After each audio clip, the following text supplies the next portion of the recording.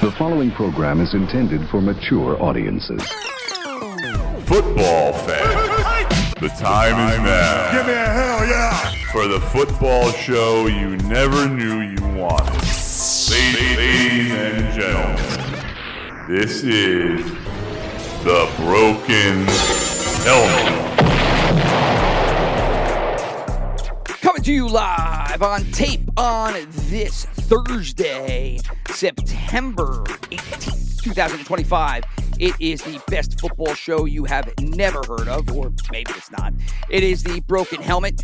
Rich Eggy here behind the wheel, and to get in touch with the show, you can reach us at brokenhelmetshow@gmail.com or at brokenhelmet at both X and YouTube. So, week 2 is in the books. We have moved on. We are now approaching week 3. Like I said, it is the wee hours in the morning on Thursday. So we have a game set for, I guess, just under maybe like 20 hours, 18 hours, somewhere around there. It will be the Miami Dolphins heading into Buffalo to take on the Bills.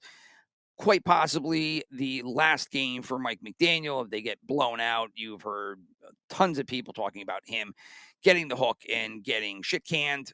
Whether that happens or not, who knows? Maybe he can pull a rabbit out of his hat, do this whole offensive aficionado routine, and end up getting a victory in Buffalo. It's hard to believe, but that's why they play the game, right?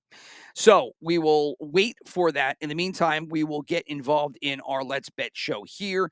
This is the wager show that we do weekly. We talk about the performance that we had last week. Then we get into the games this week and wrap it up by giving you our 5 super contest circa picks, a survivor pick, our best bet, and then actual wagers. These wagers were measured against a $10,000 fantasy bankroll, and then we managed that throughout the year to see how we would do if we were professional gamblers. And that way we're able to kind of put it in a vocabulary that people can understand. I know a lot of people use units.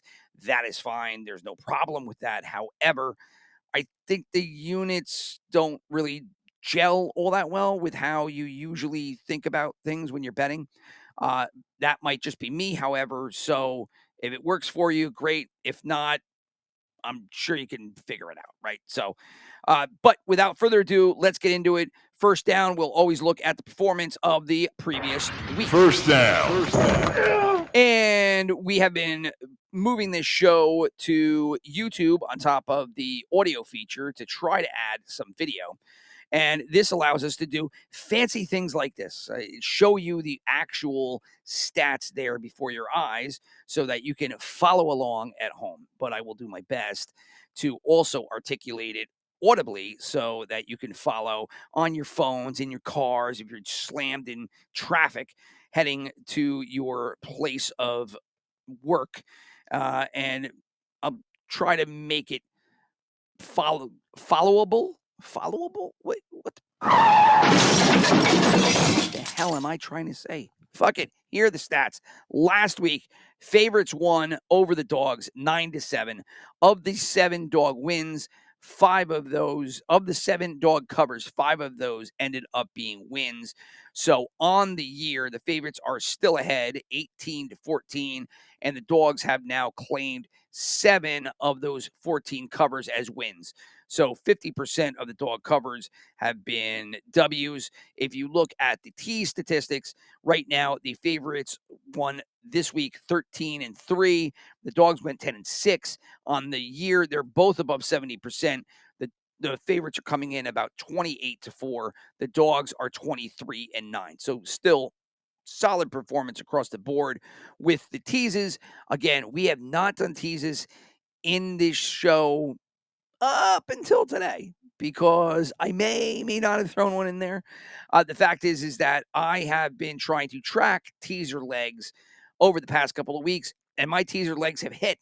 I think I've had 1 teaser leg lose, maybe 2, but I have not bet them because the operators have really dumbed down the odds on teasers to the point that they're asking a lot for very little in return. Granted, you get 6 points, but it's just a high risk with little reward when it comes to teases. But if they hit and you get a W, who cares, right? So we'll toy a little bit with that this week.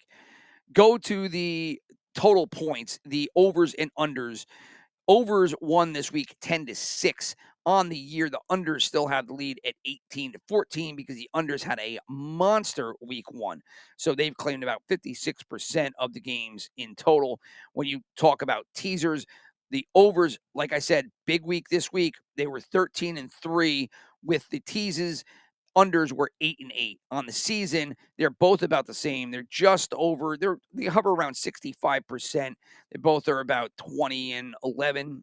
Give or take, one win, one loss here and there. So the unders last week 8-8, not great. So if you were teasing point totals, you probably got smacked up a little bit if you were heavy with the unders. However, again, we don't really involve ourselves with betting points. I don't do it because I've always thought that scoring's kind of random. It really is. That's why I like the anytime touchdowns. They're fun because they end up having decent odds and you can hit monster parlays if you put them together. Obviously, you lose a lot too because you have a lot of things that have to happen in order for you to clear a multi-leg parlay. And on top of that, I think scoring is arbitrary. So how do you know that quarterback X, Y, and Z is going to score on any given game? You kind of don't. And when you hear people talking about, this, yeah, whatever, whatever. No thanks. I just say that, I hope it happens, but I'm not really sure. So anyway, let's get to the other betting elements that we look at. That would be, first off, home dogs. They went 1-5 last week. They are now 4-9 on the year. So not great if you're home dogs. That's been pretty thematic over the past couple of years. It's not that big of an advantage for a team to be a home dog. I don't remember a year, and we've been doing this now since 2020. So this is the 5th year doing this, and I don't really remember that ever being a positive. I have all these things logged, and I probably should just go back and do a quick deep dive, but I'm sure PFF or Warren Sharp has done all of this already. So if you subscribe to any of their services, just go look with them. But this year, we are tracking it, and with YouTube, we are able to present it. So there you go, 4-9 on the year for home dogs. Big road favorites were 3-0 last week. They all hit. Those 3 teams were, let me just pull it up real quick, and I'll tell you. But as I do that, they're now 4-1 on the year after the undefeated week 2 that they had, pulling in at about 80%. But the games that locked in last week as big road favorites. One were the Rams. The Rams obviously I think it was close in the beginning. I've got to look. I watched it. I don't remember. But then in the end, they just ran away with it. And obviously, everybody kept talking about Cam Ward's throw when he went across the body. And it was a fantastic throw. But look, that Tennessee team has got issues, big time issues. And the Rams ended up taking advantage of that. So bad back and all with Matt Stafford, ended up winning 33-19. The other big road favorite was the Bills. Not even worth talking about. I don't even know the Jets showed up to their own home stadium. And then the last one was the 49ers and Saints. And that one was closer than one would expect. It was 4.5 points, and they ended up winning by 5. How does Vegas do it? They're so good. They're so good. Yeah, they fucking are. They are. So big road favorites were 3-0 last week. Halftime leads 10-5. Not that impressive, but look, the beginning of the NFL season, you see a lot of this. These teams have practiced with the preseason, but they haven't really got into full-time game shape. So as the year goes on, what usually happens, and what I think you will end up seeing this year again, is that the halftime leads will end up going to about, I think, like 75-80% of teams that have the halftime lead end up taking it home. I started following that a couple of years back. It was Warren Sharp, honestly, that I think I remember listening to him before he had his own show. When he was hopping on other shows, he was on Left Go, and before he might have been with a Ringer after that. He was always, other places. And I forget which show it was when I heard him start drilling down on that. But sure enough, that's where I heard about it. We start tracking it. So they were 10-5 last week. The 5 teams that ended up losing their halftime leads, I mean, these are all teams that are just struggling. New York Giants, Jacksonville Jaguars, Tennessee Titans, Pittsburgh Steelers, and the Denver Broncos. I mean, all of those teams, if you were to ask how are those teams doing, middling to just outright sucking, right? All of them. Denver, obviously, Bo Nix issues. Pittsburgh, they get a win week 1 when Rodgers goes to New York, but they easily could have lost that game. Tennessee, like we talked about, it's a new rookie quarterback, a second-year coach. Jacksonville has got Liam Cohen fighting with Trevor Lawrence in the middle of the field, arguing about what I don't know. I will say this right now: the Liam Cohen thing is beyond questionable, and you knew it right from when he came out and said Duval. Like, what? You're an idiot. That's exactly what he is. And now, if you listen, and Trevor Lawrence, I got a question about him too, because they get into this argument. I guess he's trying to tell Trevor Lawrence to hit these receivers in the chest, and Trevor Lawrence just blows him off and pushes him away. Not physically, but metaphorically in the middle of the field as he pushes his hands out. And then you go to the post-game interviews, and Liam Cohen's talking about how he is very, he's just a very animated individual and passionate and fiery, and Trevor Lawrence isn't. And in my eyes, it should be just the opposite. Like, the coach should be the level-headed, calm individual, and the quarterback should be the one that gets fired up, right? But not in this case. And so, Cohen, I have serious questions on if he is really going to work out in Jacksonville. I feel like he, like many other coaches in the NFL, past, present, and future, is a coordinator that's just not built out to be a head coach. That's it. You can almost see it. Although I might be eating my words with Stitchin over in Indianapolis, but again, this could just be the Daniel Jones, I'll get hot here for a couple of games and make you think that I'm something before I implode before, in front of your eyes. So we will see. But like I said, teams that lost their halftime leads, those were the 5 teams. Trifecta games were 1-0 this week. That was the 49ers. They had everybody behind them and ended up, they were 0-1. 0-1. That should be changed to 0-1. The Saints had everybody behind them, and then they ended up losing that game. So that would make the trifecta games 0-6 for the year.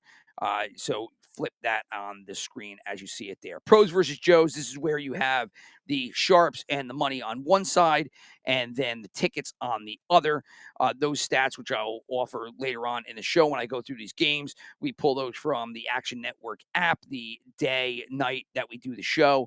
And so those games were 4-2 last week. The teams that ended up winning on side of the pros were the Patriots, the Rams, Lions, and Eagles. All had both the sharps and the money in their favor, while the tickets were on the other side. And then the 2 games that they ended up losing, that the Joes were victorious, were the Bengals, who pulled a horseshoe out of their ass with that one. They should have ended up losing that game versus the Jags.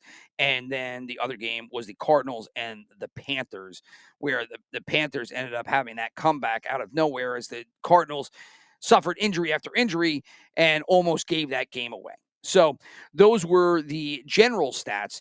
If we want to go over to where Chris and I were, we do the 272, which is all of the games during the year. We pick them. Then we have our super picks and best bets. Last week, I was 7-9. Chris was 7-9.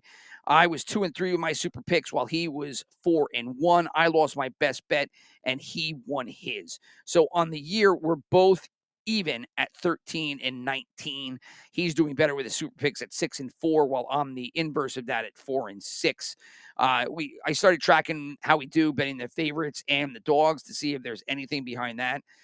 We're both even on favorites, and then we're both way behind in the dogs. So when we pick the dogs, run. It means that it's going the other way. As for how we measured against the sharps, tickets, and the money pool, as you'll see, nobody's really doing great right now. The sharps were 6-6. They're about 50% on the year. Tickets, Joe Public has been doing horrendous. It has just been an unmitigated disaster, as they ended up going 3-12 last week. So they're 5-26 on the year.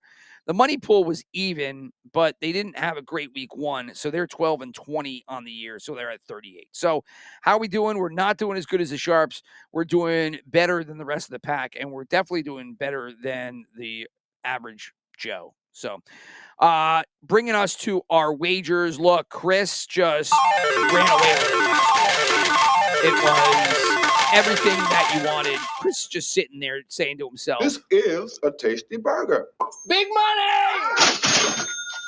What did he hit? Let's run down it. This is what he cashed in on. Cincinnati -2.5. He put 150 toward that. He ended up cashing.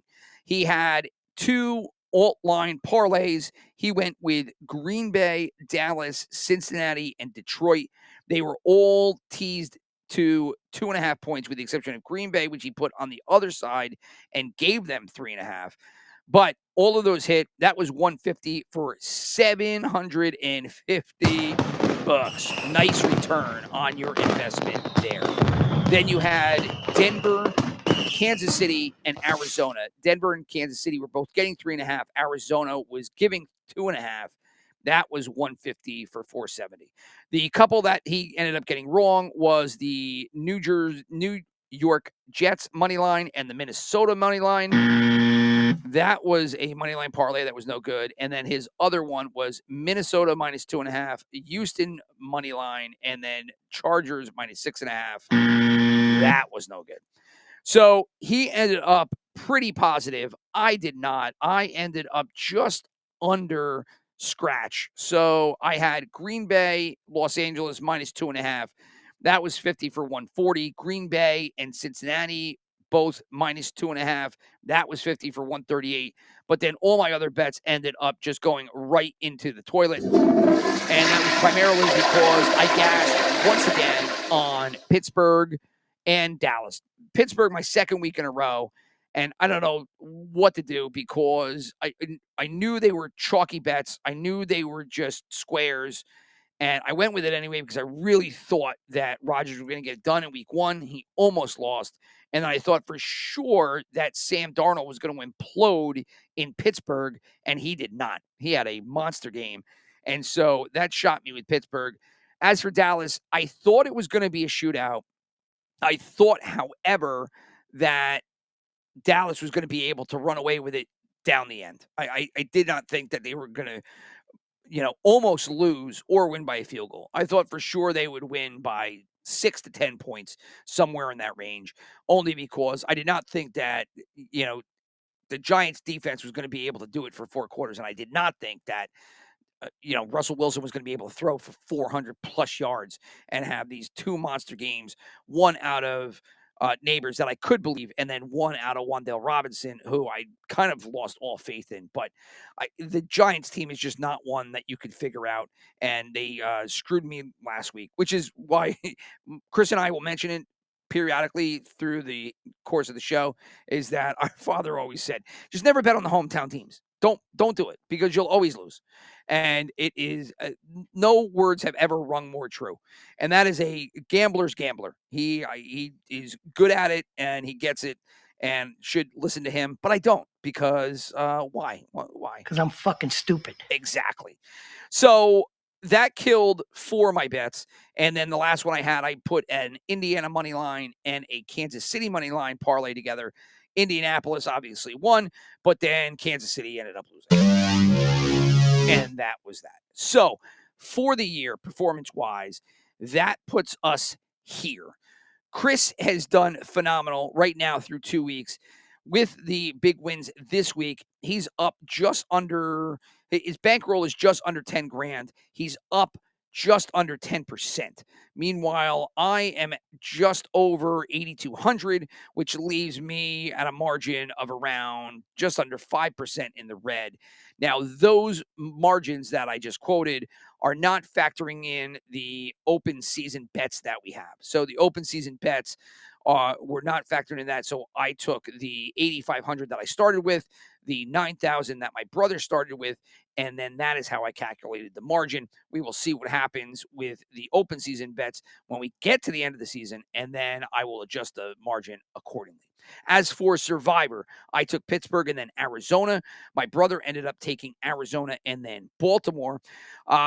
We were pretty much chalk with the Survivor pools, and I was able to find randomly. There are so many podcasts out there, it's ridiculous. But I was able to find a podcast that I guess they're based in Vegas. I don't really know much about the show, and I don't know if their name is on this. When I figure out the name of the show, I'll quote it next week. But they just focus 100% on Survivor. And so they posted each week, they'll post what the stats are. I'm sure you can get this from Circa, maybe the Circa website, maybe just out there, but it's cool to look at because you get to see where you are.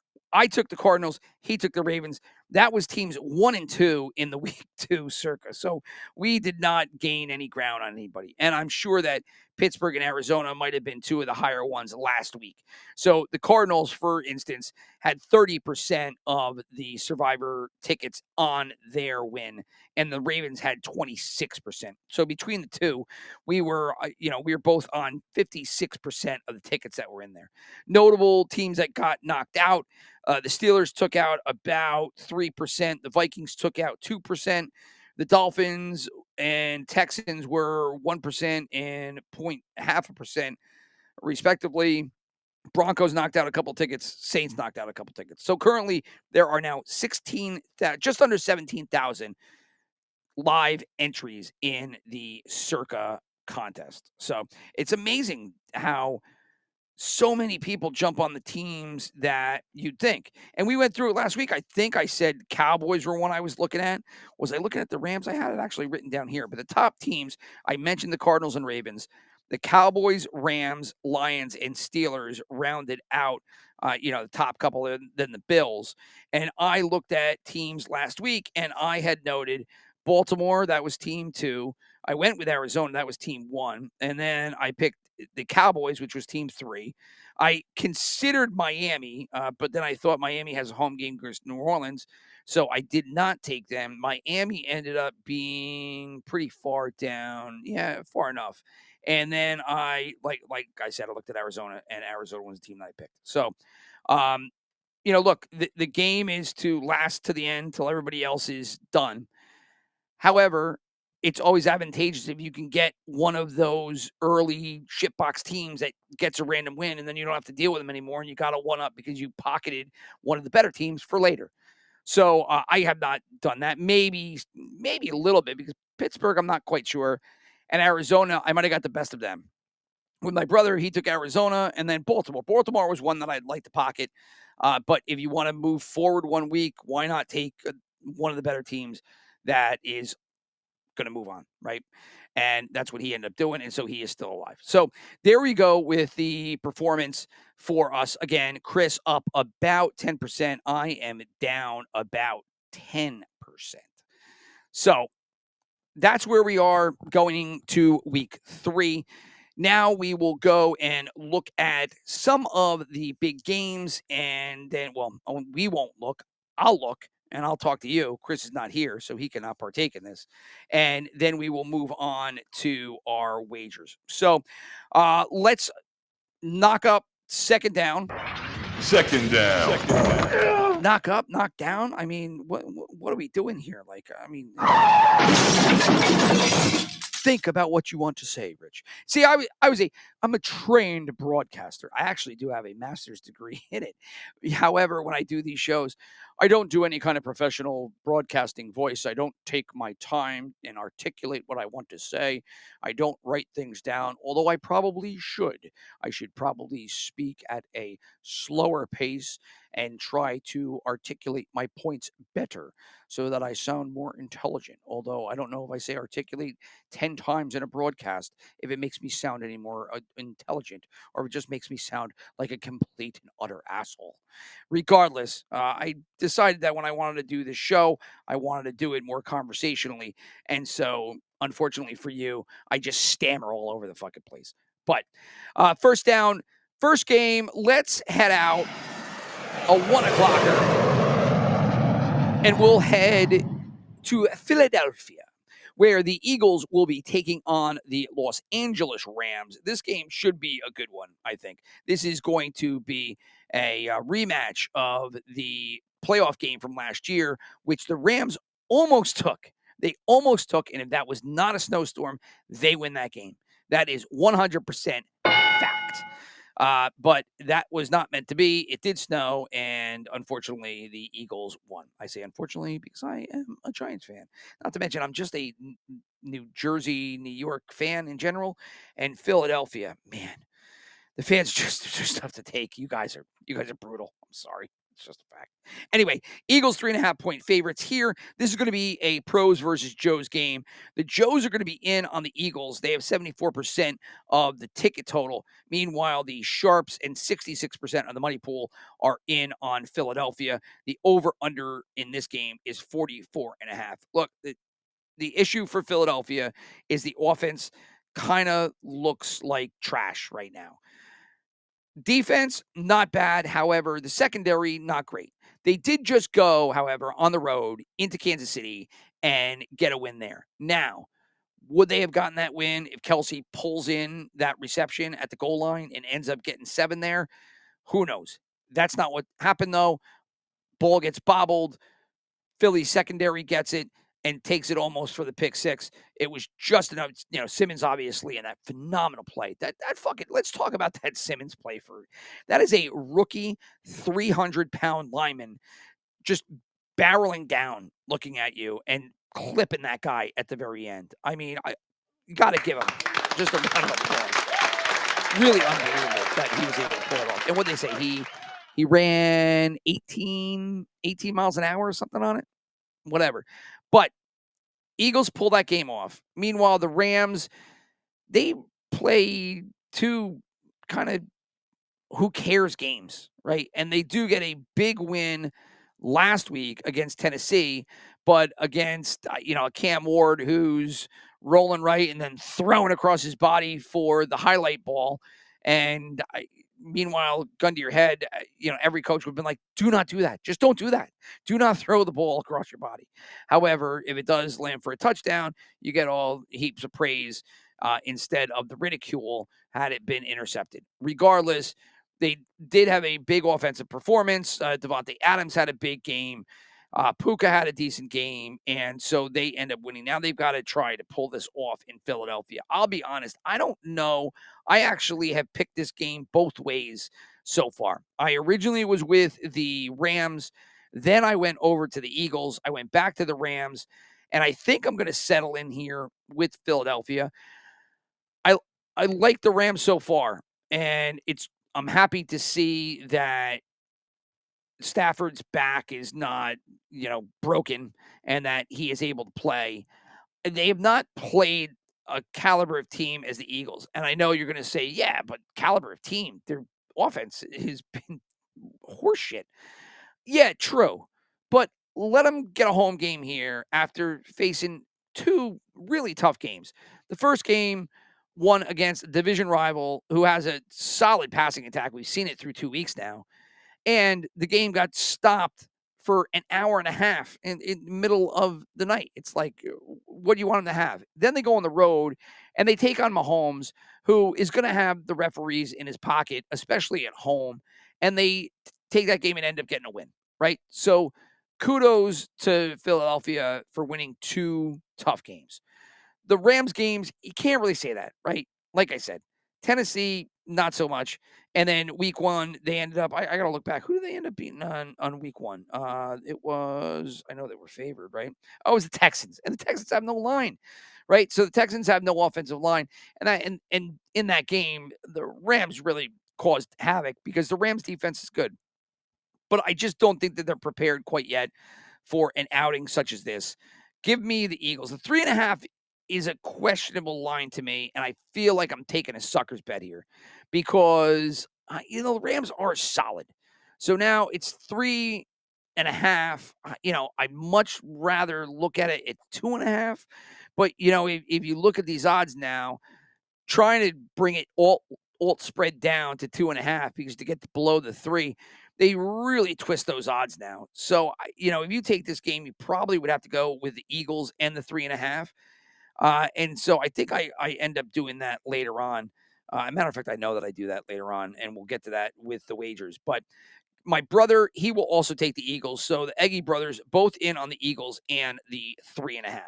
The other game of the weekend is another big one. It could be a blowout, but on paper right now, it looks pretty good. And that is going to be the Monday night game. And that is between the Ravens and the Lions. So the Ravens and Lions game right now is set for 5.5 points on the line. And that is going obviously in favor of Baltimore. The Sharps are in on Baltimore. 66% of the tickets are in on Baltimore. And then 64% of the money line is on, the money pool that is on Detroit. Over under in this one is 51.5 points. I mean, look, the Lions blow up last week. I think it's another question I do. All right, look. I think a lot of people do that, but I know I do. The Lions had a miserable week 1 where they got thumped by the Packers and then end up going home and just exploding against the Chicago Bears and Ben Johnson and ruin his return back to Detroit, where he used his offensive genius to revitalize that program along with Dan Campbell. I guess Aaron Glenn, if you want to throw him in there. But and it's polar. It's just polar production. And Goff had a monster game too. Goff. So you're stuck with a team that's crazy polar, and then a Baltimore Ravens team that minus a fumble is 2-0 and a pretty, stout 2-0 with that. They destroyed Cleveland last week. And through 3 quarters, they destroyed Buffalo, who people would say would be one of the top 3 teams in the NFL right now. So they should be 2-0. One against one of the better defenses in the league, and the other one against one of the best teams in the league overall. So 5.5 is the question mark for me. Is it too many points? The Lions have an explosive offense, and so my gut reaction is to go with the Lions. And then I just think about this. I mean, are the Lions really going to be able to compete? They went on the road against. Now, granted, the Packers are a way better defense than the Ravens. However, they go into Green Bay and they get trounced. And while I don't think that the Ravens defense is going to do the same damage that the Packers did, I don't know if the Lions are going to be able to really slow down the Ravens defense to the point that they'll be able to stay in this. They might keep it close through a half, right? Maybe middle of 3 quarters. But I think ultimately Baltimore's run game physicality is just going to wear down on the Lions. And this goes back to years and years past. Everybody talks about Goff on the road, right? And so here I have doubts that Goff on the road in Baltimore is going to be able to perform. Maybe he does have the same performance that he does last week, multiple touchdowns, hundreds and hundreds of yards. I just don't see it. So the 5.5 is scary to me. I don't necessarily want to take the Ravens in 5.5, but I got to. I can't go against Baltimore here. Again, when I did the win total show for the NFC, or the AFC, I had Baltimore with a crazy record, way higher than what Vegas had. And I probably should have popped it more, but pause. But I didn't, only because it's tough to believe that teams that are in tough divisions and tough conferences, especially with a schedule that has some solid teams, are going to blow away Vegas's odd makers win total. But for the Ravens, man, they really are good. They're just good. Granted, defense could be better. But I think that the Ravens here are able to pull away and take the 5.5 at home here versus Detroit. So those are the two big games. Let's go into the rest of the slate. Third down. With the first game being the Thursday night game, that will be tomorrow night. And that is going to be, well, not tomorrow night. I forgot. It's the wee hours of the morning. Right now it's like, 1 o'clock in the morning here in Jersey. So this is going to see the Bills take on the Dolphins in Buffalo, unfortunately for the Dolphins. Right now, a trifecta game. That scares me. Sharps, 70% of the tickets, 56% of the money pool is in on Buffalo. 49.5 is the over-under. And I didn't give the over-under for the Ravens and the Lions. That is actually 51.5. And if I did, I just gave it twice. So whatever. Bills, Dolphins, over-under is 49.5 points. So I took the Bills. I wanted to take the Dolphins, 11.5 points. It was 12.5. And so obviously there's been some betting on the Dolphins here in the recent past, which brought it down to 11.5. But then I just couldn't do it. I mean, the Dolphins are just so bad. They're so bad. I mean, it's just ridiculous what happened to that organization when they were primed for success. But, the Tua injury and then just bad GMing by Greer. And now you're stuck with this team that is very much, they're kind of like the AFC Giants, right? The AFC Dolphins and the NFC Giants. Those are two teams that are kind of in the same position. So 11.5 here. Give me the Bills. I'm going to take the 11.5 points. My brother is going to take the Dolphins, however. Too many points for him. Now we go to the 1 o'clock games on Sunday. Commanders hosting the Raiders. Question marks on Jaden Daniels. I think that he's probably going to sit in this one. But the Commanders are still favored by 3. 44.5 is the over-under. Pros Joe's game. The pros are in on the Raiders. The Joes are in on the tickets. The Joes are in quite a bit. 76% of the tickets are in on the Commanders. So that's not going to phase me. I'm going to stay away from the Joes in this one. I'm going to side with the pros, as is my brother. We're both taking the Raiders and the 3 points. Falcons going into Carolina. They're going to be taking on the Panthers. Big spread for Atlanta on the road here. 5.5 points.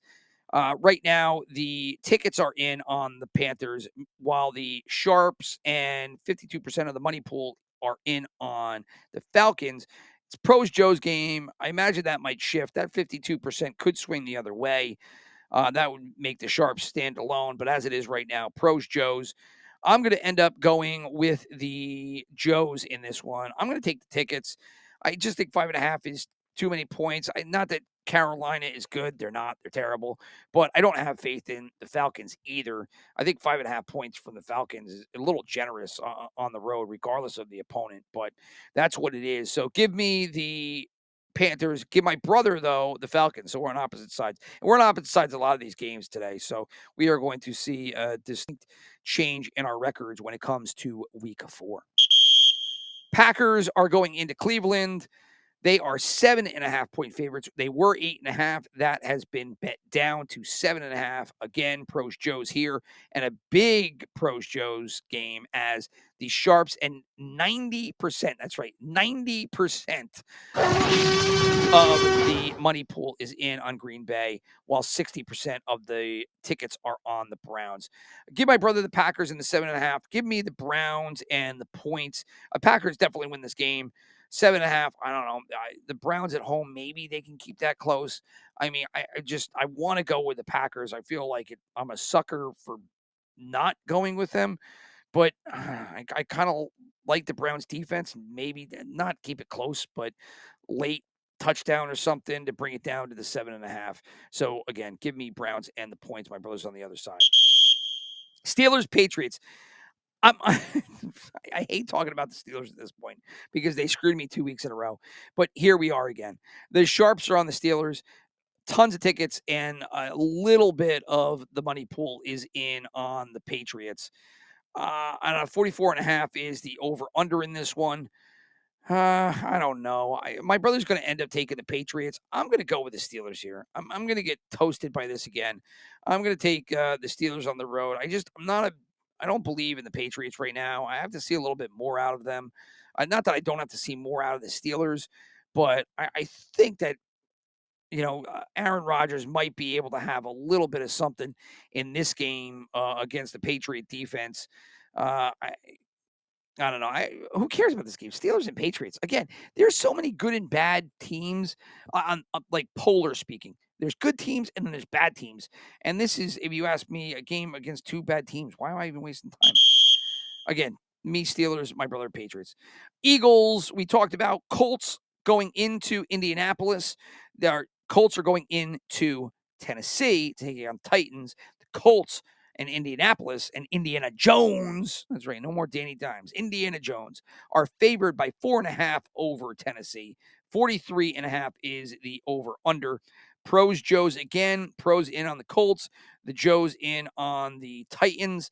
I'm going to end up taking the Colts and Dimes here. I've watched the Titans games, and they have not been overly impressive. It's just one of these rebuilding years, retooling. They got a rookie quarterback, and I think the Colts are actually playing okay. I did not give them a lot of credit. I hated Daniel Jones. They screwed me week one as I ended up taking the Dolphins against them. I was wrong. Give me the Colts here. My brother is going to end up taking the Titans. Next game is going to be down in Tampa. Buccaneers hosting the Jets, 6.5.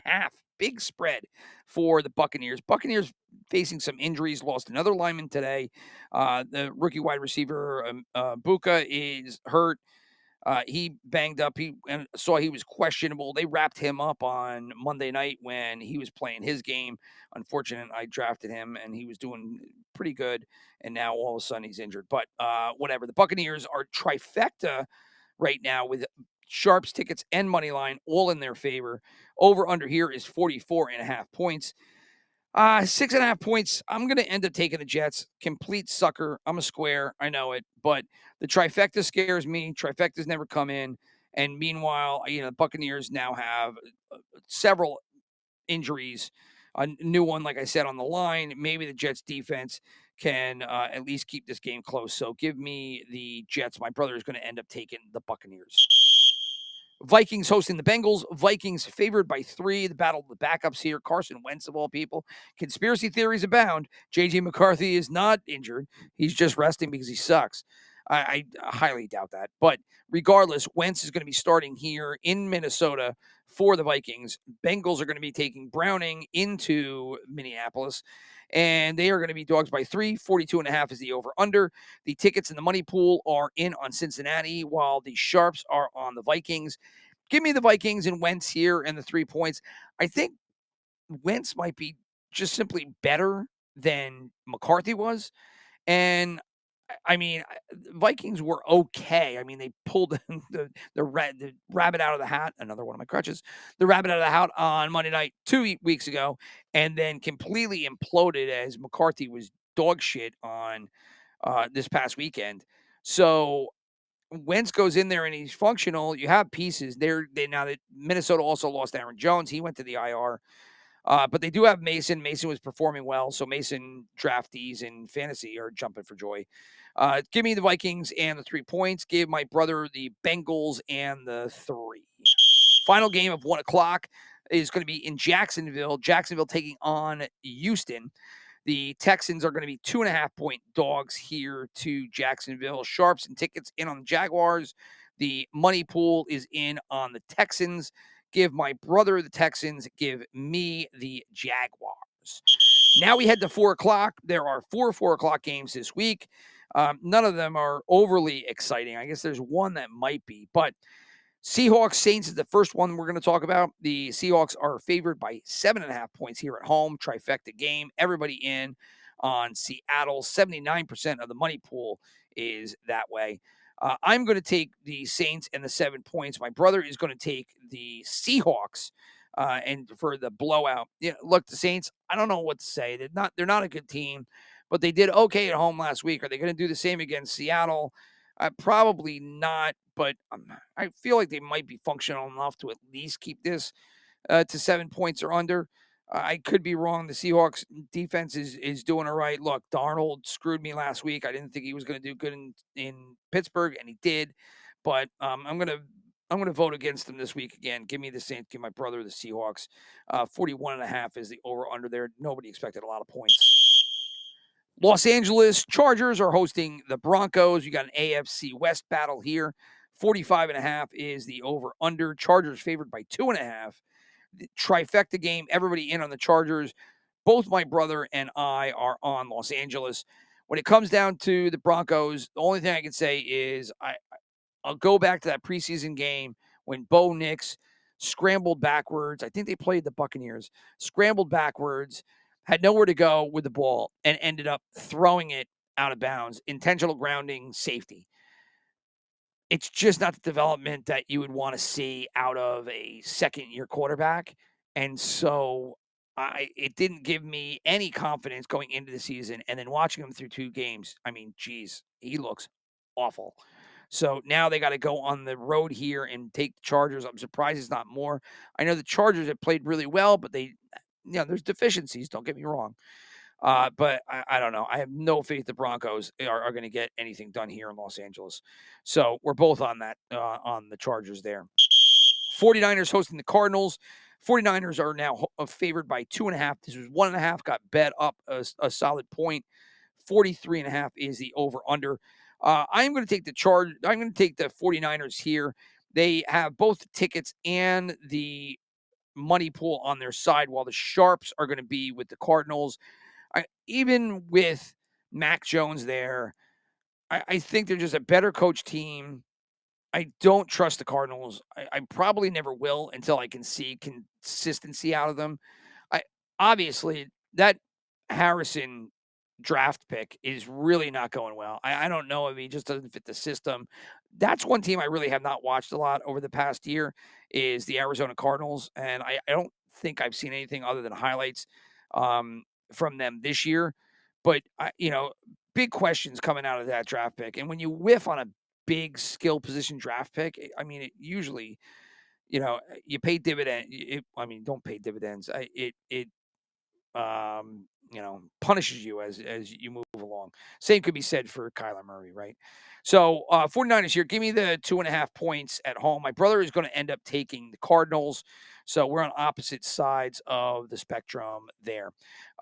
Bears are up next. They're going to be hosting the Cowboys. Cowboys coming off that big monster, just offensive assault that was their game against the Giants last Sunday.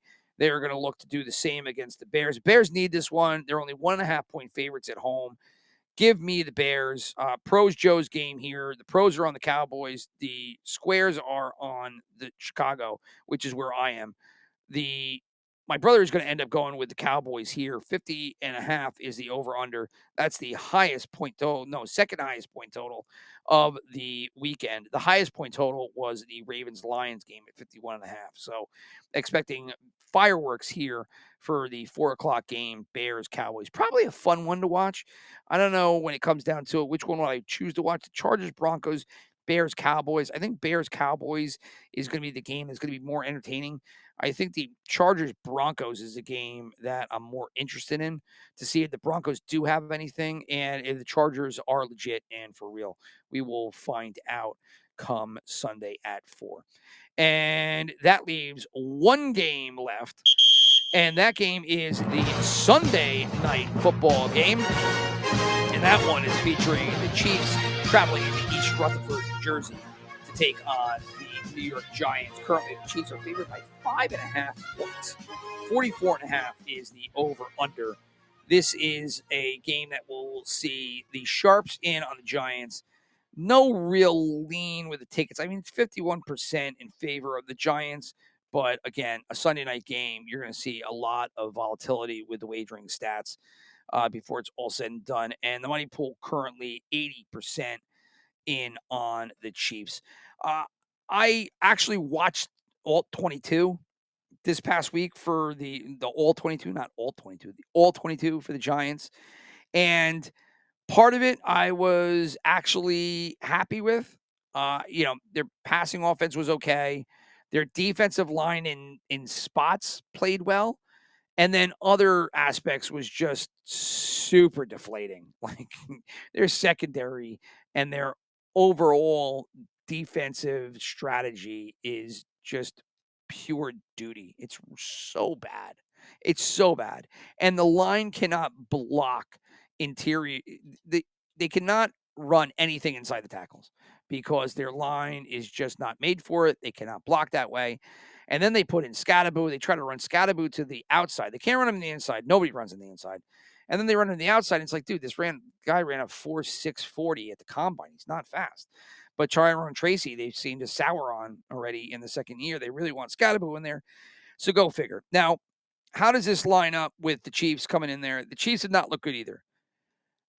As a Giant fan, I am super scared of Spagnuolo coming in here and then just blitzing the shit out of this line and just giving fits to Russell Wilson. That's my fear. Now, look, the Giants look good against the Dallas defense, but the Dallas defense is not great. Can the Giants defense create havoc, though, for Patrick Mahomes and prevent him from opening up the scorecard on their side? I'm not quite sure. I don't think so, and that's why I ended up picking the Chiefs here. My brother also picked the Chiefs, so we're both in on the Chiefs in the 5.5 points. It's a lot of points. And again, I feel squarish for taking the Giants and the 5.5 points because the logic would be, no, this is a spot where the Giants come home. They play on Sunday night behind the home crowd. Their offense was shown to be awesome. They'll work on their defensive secondary. They'll change some things up, and they'll continue to just pound the rock downfield with Neighbors and Wan'Dale Robinson, and they'll keep this game close. That would be that argument. I can't make it. I can't make it because I just can't see that happening again. I can see Spagnuolo creating a lot of difficulty for Russell Wilson and then them not being able to keep up. But again, the Chiefs have to put up points and they're not doing it. So 5.5 is a lot to ask. And again, that's why I really don't like that pick. If there's one thing that I do like the Chiefs to win, unfortunately. That's just the way that the season is going for those the poor Giants. So that's it. If you want to talk about real quick teaser legs, there are a bunch that I like, and I'll just note them here on the side of the favorites: Bills, Packers, Bucks, Seahawks, Chiefs, Ravens. I like all those games. And I like them because at least you get your bang for your buck with the 6 points, right? The Packers go under a field goal. The Bucks go basically to a pick 'em. Seahawks pick 'em. Chiefs, you get a couple points on the other side, and the same thing with the Ravens. Flip it. The dogs that I end up liking teaser leg wise: Patriots, Rams, Texans, Giants, and Lions, right? Patriots, they could win that game at home versus Steelers. So then you tease it and you give them 7.5 points. The Rams, they'll probably stay competitive with the Eagles. You end up teasing them. They go to 9.5. Texans, they might win that game in Jacksonville, tease them up to over a touchdown. And then Giants and Lions, you could get both of them up to 11.5 points, which, Giants, 11.5 points at home after the offensive production they had last week. And with a defense that has some positives in it, right? I think that's a lot of points. And then the Lions, obviously, they're just polar. So the 11.5 might look great unless they go into Baltimore and just throw up a stinker, and then you're sitting there with egg on your face. So let's get into our final down, which is where we will give you our picks and our wagers. 4th down. So my brother is ahead here. He's starting bankroll as I have it. He has it at like 96 something. I have it just under 10 at 9,800. So his best bet, he will take the Los Angeles Chargers in that 2.5. Lock that in for him. He will take for his survivor pick, he will take Buffalo. For his super contest picks, he will take Philly in the 3.5. No. That's the one I wanted. Cincinnati in the 3, Houston in the 2.5, Dallas in the 1.5, and Kansas City in the 5.5. And we will go over, before we get to the wagers, we will do my selections So my selection for best bet was the Los Angeles Chargers. Go figure. Great minds think alike. As for Survivor, I considered the following teams. I considered Buffalo, which is what my brother took, Green Bay on the road, at Tampa, but I looked at Tampa's schedule. They had New England, New Orleans, and Carolina at home later in the year. Factor in, they've also now dealing with all these injuries, so then I shied away from them. And then I looked at Seattle at home. However, Seattle will play Indianapolis later, and that might be a better get. Who knows? I threw it all up. I considered everything, and then I did end up going with Seattle. So Seattle was my Survivor pick for the week. My Super Contest picks were the Chargers, the San Francisco 49ers, the Chicago Bears, Kansas City Chiefs, and the Baltimore Ravens. So I've got the 2 5.5 spreads there. I mean, this is not going to be a good week, I think, for me. I'll be honest. I felt no confidence in evaluating any of these games. And then you look at the Super Contest pick, and I'm like, I'm really taking 5.5 points as 2 of my Super Contest picks. There aren't better selections out there. Especially the Baltimore game, I'm not that worried about. But the Kansas City game, I picked Kansas City, but man, the Giants could be in there. But it is what it is. Those are the selections that we made. Comparing my brother and I, we both had Kansas City in on the Super Contest. I took the Chargers. He doesn't take his best bet in his Super Contest. That is a historic thing, so that's a little questionable. But so I had the Chargers in there. It was one of his best bets, but he ends up not taking that. Go figure. So we only have Kansas City as the same selection, but we do have the same best bet. That's the Chargers. So here we go with our wagers. It's time to fire up those tickets. And here is what my brother did. Without further ado, first pick of his will be the Los Angeles Chargers. Give him 2.5 points. He is going to put 250 down on that to pull back 500. The next wager will be a money line parlay. He will take Cincinnati and Houston, 100 to pull back 500 there.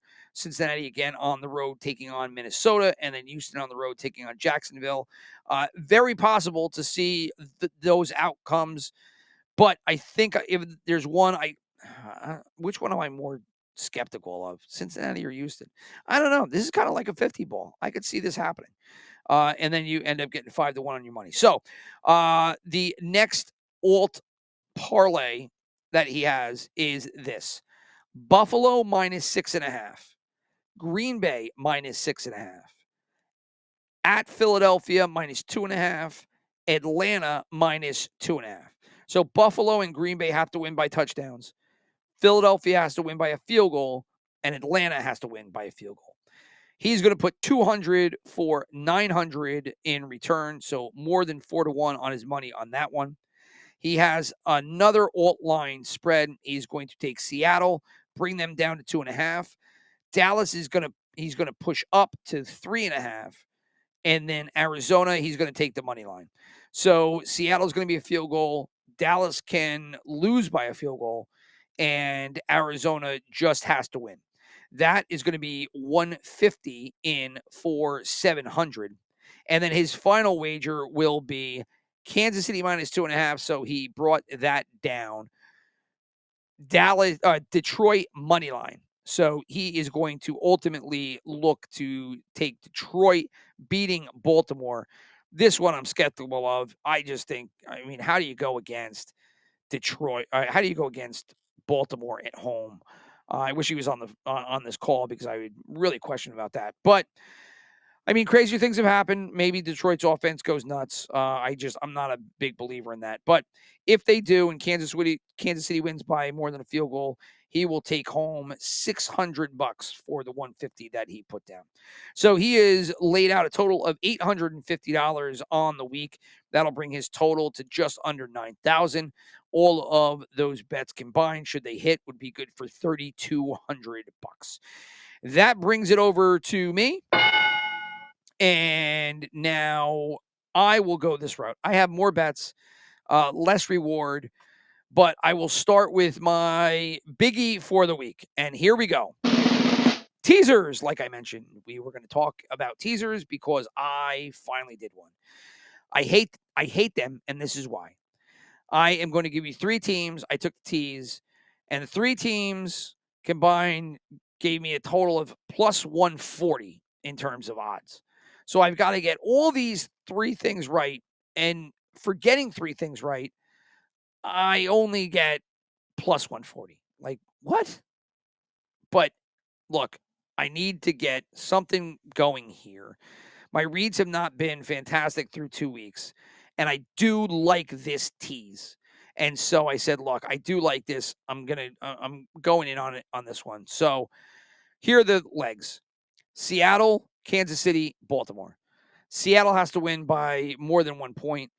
Kansas City basically has to win. Same thing with Baltimore because they both get teased down to a half point. So I'm going to risk $334 to pull back $802. So that is what that ended up being.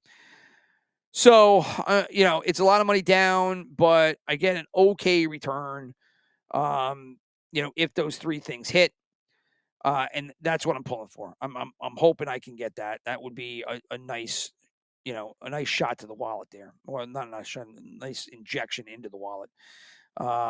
And so I'm also going to take that tease and I'm going to add 2 legs. I'm not going to go crazy with this, but I figured if I get those 3, why not throw a couple other in there and do something 5 teams? When I put the 5 teams in there, that gave me plus 333 in terms of odds.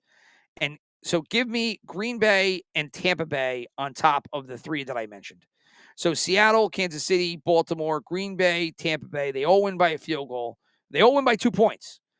And give me 50 for 217 in return there. Now, from there, we'll go down to what I'll call this the all-day ladder. My all-day ladder bet. This keeps me involved each time frame until I lose. Philadelphia and the 3.5. I said I thought the 3.5 was a lot of points, but you know what? I like Philly at home. I think they have the chance to run away with it. They could end up losing the game, but I'm taking Philadelphia here in the 3.5. So that's going to be my 1:00 game. My 4:00 game is going to be San Francisco and those 2.5 points. Arizona doesn't scare me. I know my brother has it here in that one parlay where he put it as a money line with Dallas and Seattle, but I really like San Francisco, even with Mac Jones. So give me the San Francisco 49ers and the 2.5 points against the Cardinals. The next leg will be Kansas City money line. So they just have to win in New York. That's it. And then that'll bring us to the Baltimore Lions game and give me Baltimore money line. So Kansas City and Baltimore just have to win. Philly's got to cover their spread, and then San Francisco's got to win by a field goal. So that gave me plus 611 in terms of odds. So give me 50 for 356 coming back there. Now I'm going to end up going to the straight chalk bet. And this is going to be the Chargers and the 49ers. The Chargers and the 49ers, I'm going to just use the given spreads. And that will be plus 242. Give me 100 for 343 in return there. And then to add to straight chalk, I am going to throw in Chicago on top of that. So Chargers, 49ers, and Bears. That ends up being plus 578. Give me $25 for 173 in return there. And then let's go to the alt chalk. This is my alt chalk bet. Buffalo, Green Bay, Kansas City.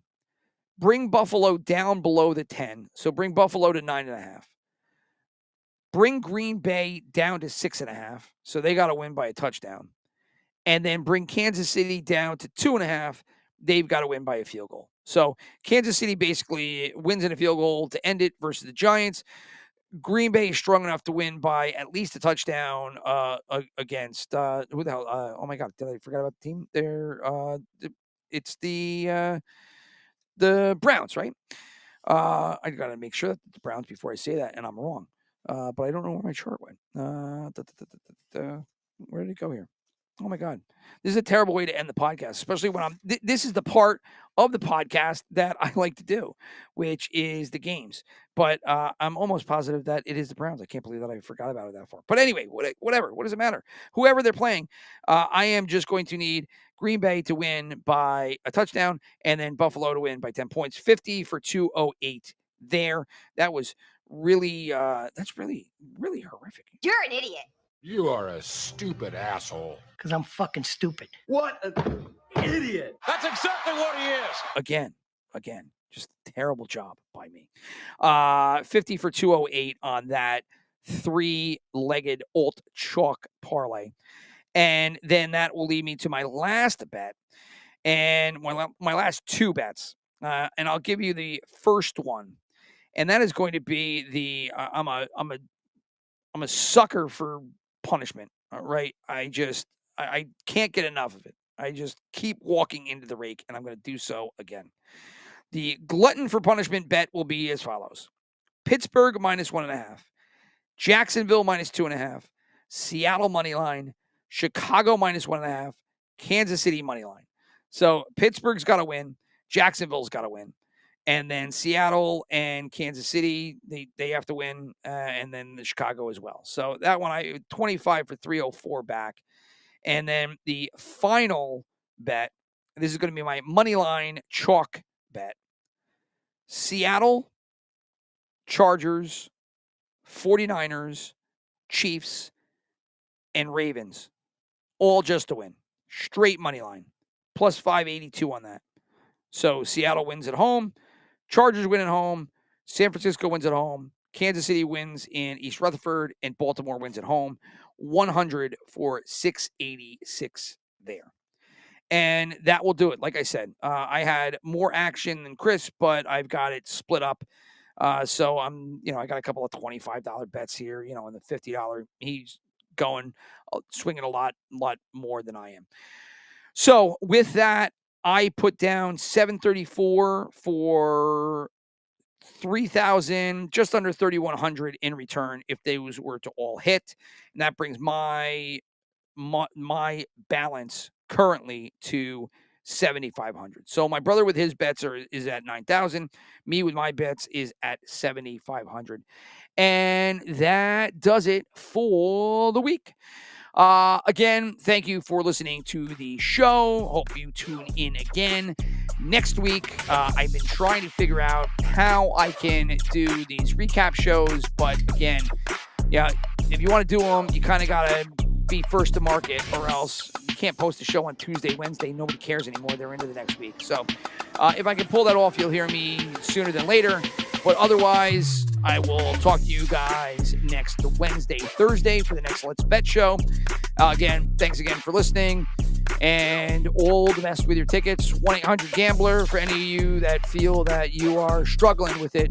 Don't do that, right? Be responsible. So everybody else, I'm out. Peace.